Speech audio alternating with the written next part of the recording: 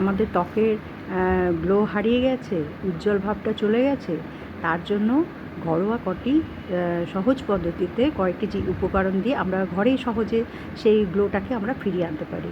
কী কী উপকরণ লাগে এবং কিভাবে ফিরিয়ে আনতে পারি আজকে সেটা ছোট্ট করে বলে দিচ্ছি।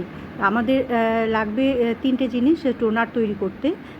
তো সেই টোনারের মধ্যে কী কী লাগছে? লবঙ্গ লাগছে, গোলাপ জল লাগছে, অ্যালোভেরা লাগছে। লবঙ্গটাকে কিন্তু এমনিভাবে না, 4-5টা লবঙ্গ জলেতে 3-4 মিনিট একটুখানি ফুটিয়ে নিয়ে সেই জলটাকে ছেঁকে সেই জলটার সাথে 1 চামচ গোলাপ জল, 1 চামচ অ্যালোভেরা মিশিয়ে সেটাকে টোনার হিসাবে আমরা ব্যবহার করতে পারি।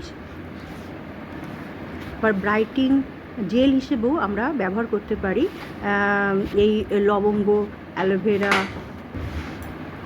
স্কিনের ঔজ্জ্বল্য ভাবটা চলে গেছে, স্কিনটা ব্রাইট লাগছে না, তার জন্য ঘরোয়া উপায়ে সঠিক ভাবে কীভাবে আমরা কয়েকটি উপকরণ দিয়ে স্কিনটাকে উজ্জ্বল এবং টানটান করব সেটা নিয়ে আজকে জানাচ্ছি।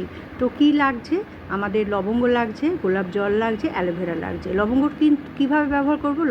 4-5টা লবঙ্গ আমরা গরম জলে ফুটিয়ে নিয়ে সেই জলটাকে ছেঁকে নেব।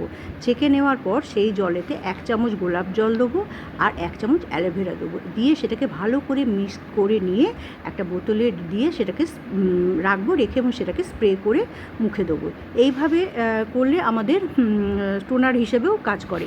আর যদি আমরা নাইট ক্রিম হিসেবে জেল হিসেবে যদি ব্যবহার করতে চাই, তাহলে কিন্তু এটার সাথে আমাদের আরও 1 চামচ তেল, যেমন আমন্ড তেল বা নারকেল তেল মিশিয়ে নিতে পারি।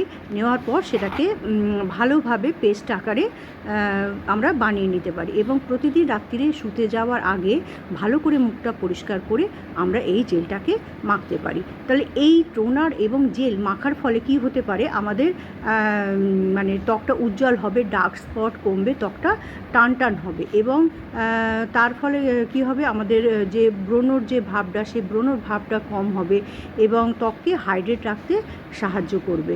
তো এই কটা উপকরণ দিয়ে আমরা আমাদের ঘরোয়া উপায়ে আমাদের স্কিন ট্রিটমেন্ট করতে পারি, স্কিনটাকে ব্রাইট করতে পারি এবং টান করতে পারি। তো আশা করি আজকের এই উপকরণটা সবারই হেল্প হবে। তো ভালো লাগলে সেটা সবার মাঝে ছড়িয়ে দেওয়ার চেষ্টা করবেন এবং তাহলে আমি আরও জানাতে উৎসাহ বোধ করব।